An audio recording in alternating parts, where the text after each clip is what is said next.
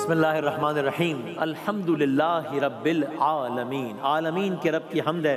Segment Quran science segment है और कल इसकी इब्तिदाई गुफ्तगू हुई थी और बात यहाँ तक पहुँची थी कि कायनात कितने 100 सालों पहले बनी। तो जवाब आया 100 सालों पहले नहीं, 1000 सालों पहले नहीं, लाख सालों पहले नहीं, करोड़ साल पहले नहीं, अरब साल पहले नहीं, 13.8 अरब साल पहले बनी थी कायनात।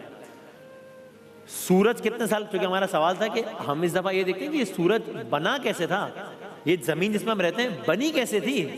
बड़ा ऑब्वियस सवाल है ना, ताकि फिर पता लगेगा कि बनाने वाला फिर कितना बड़ा है। सूरज कितने साल पहले बना?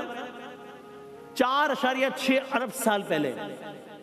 इस मासूमाना सवाल में हमने कल सोचा था, छोड़ा था सेगमेंट, कि क्या सूरज के पैदा होने से पहले कायनात में अंधेरा था? क्योंकि सारी रोशनी तो सूरज की है ना। तो इसका जवाब क्या है? इसका जवाब है नहीं, ऐसा नहीं है। क्या मतलब? जब रोशनी सूरज देता है और कायनात बहुत पहले बन गई थी, सूरज उसके बहुत बाद बना, तो उस वक्त अंधेरा क्यों नहीं था? रोशनी किस चीज की थी फिर? तो इसका मासूमाना जवाब यह है कि ये तो हम बात कर रहे हैं इस सूरज की, अपने वाले सूरज की। ये अपना हमारा सूरज, ये कोई एक सूरज थोड़ी है इस दुनिया में, ये कोई एक सूरज तो नहीं है ना इस कायनात में। कितने सूरज हैं इस कायनात में? इसका जवाब ये है कि इसका कोई नंबर ही नहीं है। यानी आप देखें तो इसका नंबर है कोई 10-6 ट्रिलियन, पता नहीं, एक के आगे आप 24, यानी एक जीरो लगाएं, फिर दूसरा लगाएं, फिर तीसरा लगाएं, 24, 22, 25, 26 जीरो लगाते चले जाएं, तो इतने सूरज हैं। हमारा वाला सूरज अभी बना है, सिर्फ 4.5 अरब साल पहले बना है। तो कायनात में अंधेरा था? नहीं, बहुत सारे सूरज थे जो बहुत रोशनी किए हुए थे। हाँ, हमारे इलाके में अंधेरा था। इस कायनात में जो हमारा इलाका है ना, जो हमारी जमीन है, जो हमारी दुनिया है, यहां अंधेरा था। और वैसे एक सवाल और कर लूं, जो हमारी जमीन है, ये पूरी कायनात का कितना परसेंट है? वैसे कितना परसेंट होगा? अंदाजा तुक्का लगा लें। तो इसका जवाब है 0%। 0%। यानी जिस तरह अब ये इतने बड़े सेट में अगर कोई एक छोटा सा चावल का दाना पड़ा हो, ये भी गलत मिसाल है वैसे, तो बंदा कहेगा ना कि भाई सेट के मुकाबले में ये, और मैं कहूँ कंपैरिजन तो करें चावल का दाना बमुकाबला ये सेट, तो हर आदमी कहेगा ये क्या कंपैरिजन है वसीम भाई, क्या है ये तो इसका साइज ही कितनी है, सेट का साइज तो देखें आप। ये भी गलत मिसाल है। तो कायनात में हमारी जमीन इतनी छोटी है, लिटरली 0%, ऑलमोस्ट नेग्लिजिबल, जिसको हम बड़ा इसी जमीन में इसमें इतरा के फिरते हैं ना बड़ा। सूरज के आने से पहले भी यहां अंधेरा था हमारे इलाके में, वरना रोशनी थी। तो हमारे निजाम शमसी का, हमारे सोलर सिस्टम का जरा वो जमाना देखते हैं, जब सूरज अभी पैदा नहीं हुआ था, तब हमारी तरफ क्या मामला था? तब यहां पर ना रोशनी थी, तब यहां पर ना हरारत थी, तब यहां पर ना कोई सुबह थी, तब यहां पर ना कोई शाम थी। बस एक बेहद वसी, बहुत ठंडी और इंतहाई पुरअसरार तारीकी थी। अब है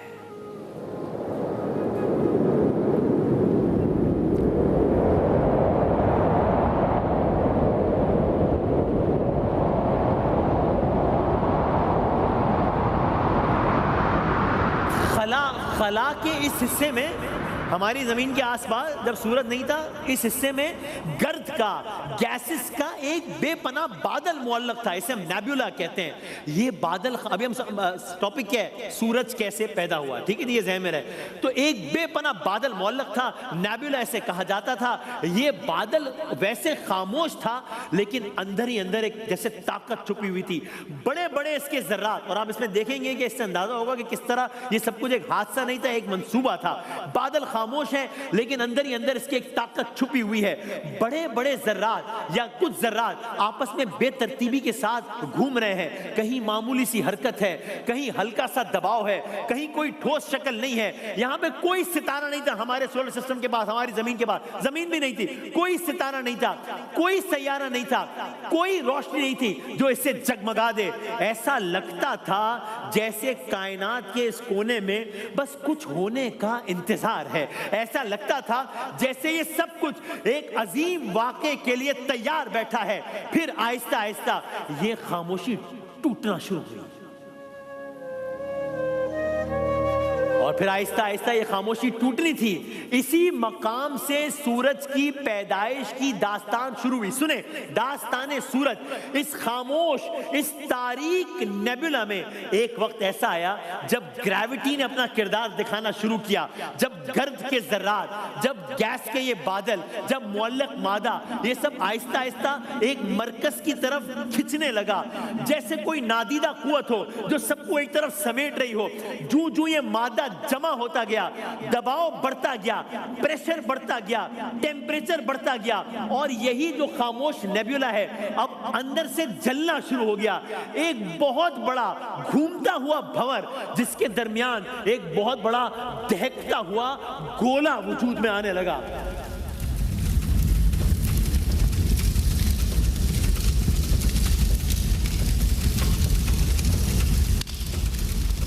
लेकिन अभी सूरज नहीं बना है, अभी इसका इनिशियल स्टेज है, अभी ये सिर्फ एक प्रोटो स्टार है, सिर्फ प्रोटो स्टार है। अभी एक नौमौलूद सितारा है जिसने अभी जन्म भी नहीं लिया है, या जो भी पैदा भी नहीं हुआ है पूरे तरीके से, मगर इसके अंदर जो टेम्परेचर पैदा हो रहा है वो बता रहा है कि कुछ गैर मामूली होने वाला है। फिर एक लम्हा ऐसा आया जब इसके अंदर न्यूक्लियर फ्यूजन होना शुरू हुए, और यूं जब न्यूक्लियर फ्यूजन होना शुरू हुए, यूं पहली बार रोशनी फूटी, यूं पहली बार तवानाई का धमाका हुआ, यूं पहली बार कायनात के इस अंधेरे हिस्से में पहली मर्तबा सूरज ने आंख खोली। ये था हमारे सूरज का जन्म।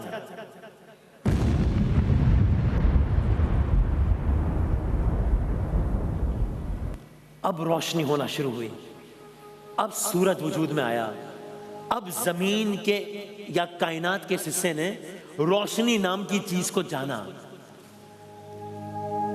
अब जब कुरान करीम की हम तिलावत करें और कहीं सूरज का तस्करा है तो ये सारी दास्तान भी ज़हन में रखिएगा। How it came into being. वो सूरज जो आज हमारी जमीन को जिंदगी देता है, वो सूरज जो निजाम शमसी को संभालता है, वो सूरज जो अरबों सालों से कायनात के इस कोने को रोशन किए हुए है, ये सब साइंस ने आज बताया है।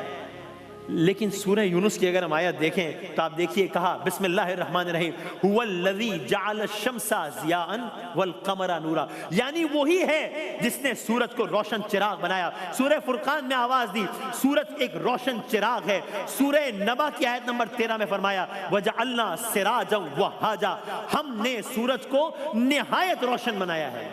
साइंस ने अभी बताया है कि रोशनी का जरिया मंबा तो सूरज है।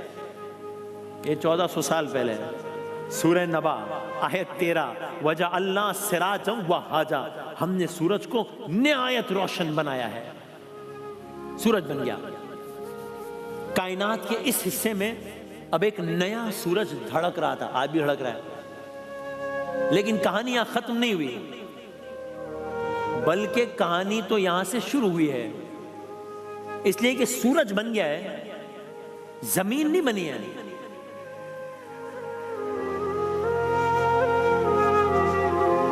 तो ये जमीन जिस पर हम रहते हैं, जिस पे खेत खलियान, बादल, दरिया, पहाड़, ये सब कैसे बनी, ये जमीन कैसे वजूद में आई, और इस जमीन के वजूद में आने का इस सूरज से क्या ताल्लुक है,